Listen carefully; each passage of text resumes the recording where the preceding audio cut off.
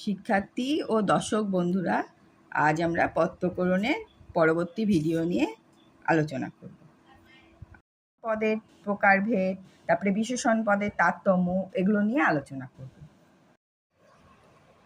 এখন আমরা বিশেষণ পদের প্রকারভেদ নিয়ে আলোচনা করব। বিশেষণ পদ কয় প্রকার? 5 প্রকার। যেমন কি? গুণ বা দোষবাচক বিশেষণ, তুলনামূলক বিশেষণ, উৎকর্ষবোধক বিশেষণ, সংখ্যাবোধক বিশেষণ এবং সর্বনামীয় বিশেষণ। এবার কি বলেছে? গুণ বা দোষবাচক বিশেষণ কাকে বলে?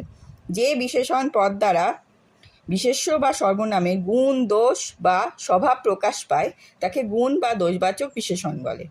যেমন সুন্দর বালক, মূর্খ নর, কৃষ্ণ সর্ব। এখানে এবার কি বলেছে? সুন্দর বালক, এটা হচ্ছে বালকের কি গুণ বোঝাচ্ছে। সুন্দর এটা হচ্ছে গুণ, সেই জন্য হচ্ছে এটা গুণবাচক বিশেষণ। মূর্খ নর এটা দোষ বোঝাচ্ছে একটা, সেই জন্য এটা হচ্ছে দোষবাচক বিশেষণ। কৃষ্ণ সর্প এখানেও তাই, গুণ বা দোষ বোঝাচ্ছে কৃষ্ণটা, সেই জন্য এখানে এটা হচ্ছে কৃষ্ণ, এটা হচ্ছে গুণ বা দোষবাচক বিশেষণ। এরপরে আছে তুলনামূলক বিশেষণ। যে বিশেষণ পদ দ্বারা 2 বা ততোধিক বস্তুর দোষ, গুণ বা অবস্থার মধ্যে তুলনা করা হয় তাকে তুলনাবাচক বিশেষণ বলে। যেমন ফলম কুসুমাত মধুরতর, এখানে হচ্ছে 2 বা ততোধিক বস্তুর মধ্যে, মানে 2 বা ততোধিক বস্তু দোষ, গুণ, অবস্থার মধ্যে তুলনা করা হচ্ছে। যেমন কি বলছে? ফলম কুসুমাত মধুরতর, অর্থাৎ ফল কুসুমাত মধুরতর, ফল কুসুমের থেকে মধুর, আরও মধুর আর কি, মিষ্ট, সেটাই বোঝাতে চেয়েছে এখানে। তারপরে হিমালয় পর্বতানাং উচ্চতম, কি বলেছে? তুলনা বলছে, সমস্ত অনেক পর্বতদের মধ্যে হিমালয় হচ্ছে সবচেয়ে উঁচু, সেটা বোঝাতে চেয়েছে। সেটা এখানে তুলনা বোঝাতে চাইছে, সেই জন্য এটা এখানে হচ্ছে উচ্চতম তুলনামূলক বিশেষণ হচ্ছে, সেই জন্য এখানে। তারপরে হচ্ছে উৎকর্ষবোধক বিশেষণ। যে বিশেষণ পদের মাধ্যমে বিশেষ্য বা সর্বনামের স্বাভাবিক অবস্থার চেয়ে উন্নত, উচ্চ বা উৎকর্ষ, অর্থাৎ উন্নত গুণ বা অবস্থা প্রকাশ পায় তাকে উৎকর্ষবোধক বিশেষণ বলে। যেমন পর্বতেষু হিমালয় শ্রেষ্ঠ, এখানে কি বলেছে? স্বাভাবিক অবস্থার থেকে, এখানে হচ্ছে স্বাভাবিক অবস্থার থেকে উন্নত বা উচ্চ বা উৎকর্ষ মানে উন্নত গুণ বা অবস্থা প্রকাশ পায় তাকে উৎকর্ষবোধক বিশেষণ বলে। যেমন পর্বতেষু হিমালয় শ্রেষ্ঠ, এখানে এই শ্রেষ্ঠ এটা হচ্ছে উৎকর্ষবোধক বিশেষণ। এরপরে আছে সংখ্যাবোধক বিশেষণ।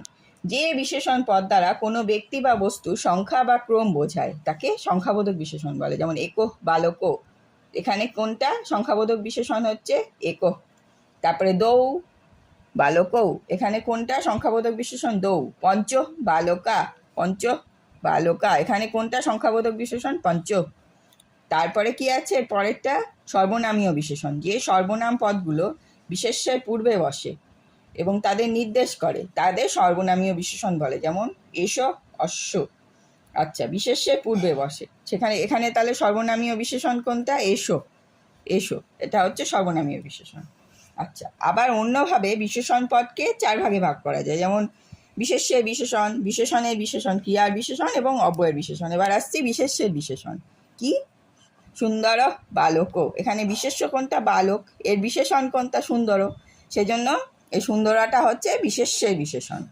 আচ্ছা, তারপরে বিশেষণের বিশেষণ। পরমং মধুরং বাক্যং, এখানে বিশেষণ কোনটা আছে? মধুরং বাক্যং, এই অংশটুকু ধরলে বিশেষণ হচ্ছে মধুরং, তার আবার বিশেষণ, তাহলে কি বলছে? পরমং, এটা হচ্ছে বিশেষণের বিশেষণ, অর্থাৎ মধুরং এটা বিশেষণ, তার বিশেষণ হচ্ছে পরমং। এরপরে আছে ক্রিয়ার বিশেষণ। অশ্ব দ্রুতং ধাবতি, এখানে ক্রিয়া বিশেষণ কোনটা? ক্রিয়ার বিশেষণ ক্রিয়া হচ্ছে ধাবতি, আর তার বিশেষণ কোনটা? দ্রুতং, কিরমভাবে যাচ্ছে? ঘোড়াটা দ্রুত গতিতে যাচ্ছে, তাহলে এখানে ক্রিয়ার বিশেষণ কোনটা? দ্রুতং। এরপরে কি আছে? অব্যয়ের বিশেষণ। সুন্দরং দিবা, আচ্ছা, এখানে অব্যয় কোনটা? দিবা। এবার তার বিশেষণ, অব্যয়ের বিশেষণ কোনটা? সুন্দরং, এটা হচ্ছে অব্যয়ের বিশেষণ। মনোহরং প্রাত, এখানে প্রাত এটা হচ্ছে অব্যয় পদ, যেহেতু অবিকৃত আছে, আর এর বিশেষণ কোনটা? মনোহরং।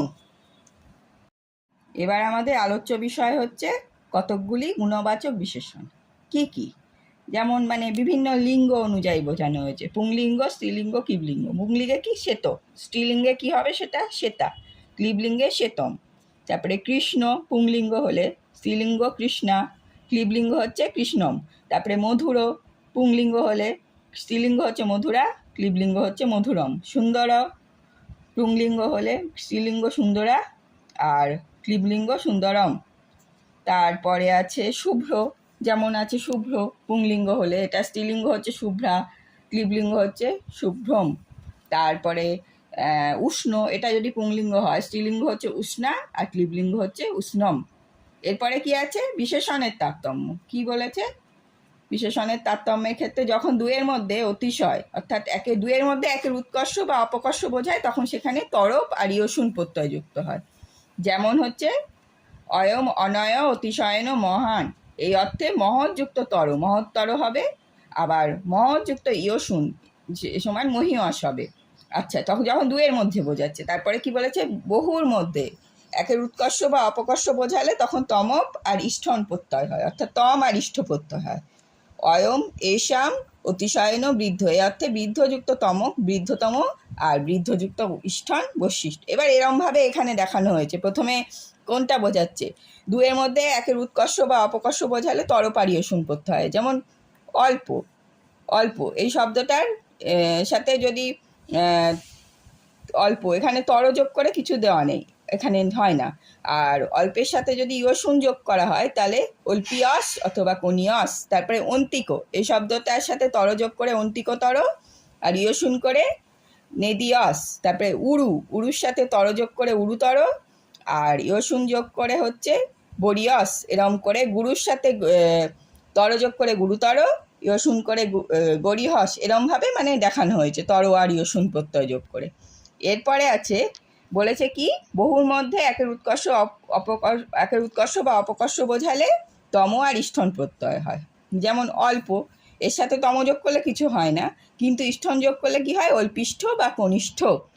তারপরে অন্তিকের সাথে তম যোগ করলে কি হবে? অন্তিকতম আর ইষ্ঠন যোগ করলে নেদিষ্ঠ। উরুর সাথে তম যোগ করলে উরুতম আর ইষ্ঠন যোগ করলে বরিষ্ঠ। আবার কৃষর সাথে তম যোগ করলে কৃষতম আর ইষ্ঠন যোগ করলে প্রশিষ্ঠ।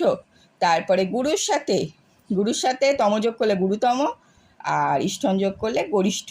এভাবে দেখানো হয়েছে কতগুলো বিশেষ্য থেকে বিশেষণে রূপান্তরিত শব্দ। কি কি? লাঘব, এটা হচ্ছে বিশেষ্য পদ। এবার এখান থেকে বিশেষণে রূপান্তর করলে কি হবে? লঘু। সত্য বিশেষ্য পদ, বিশেষণ কি হবে? শীত। সম বিশেষ্য পদ, এর থেকে বিশেষণ করলে কি হবে? শান্ত। সৌন্দর্য থেকে বিশেষ্য, এটা বিশেষণ করলে কি হবে? সুন্দর। তারপরে লয় বিশেষ্য, এটা বিশেষণ করলে কি হবে? লীন। শ্রী বিশেষ্য, বিশেষণ করলে কি হবে? শ্রীমৎ। সভা বিশেষ্য, এটাকে বিশেষণ করলে কি হবে? সভ্য। তারপরে শিব, এটা হচ্ছে একটা বিশেষ্য পদ, এটাকে বিশেষণ করলে কি হবে? শৈব। এরম করে মানে দেখানো। পরবর্তী ভিডিওয় আমরা পদ প্রকরণের অনুশীলনী নিয়ে আলোচনা করব।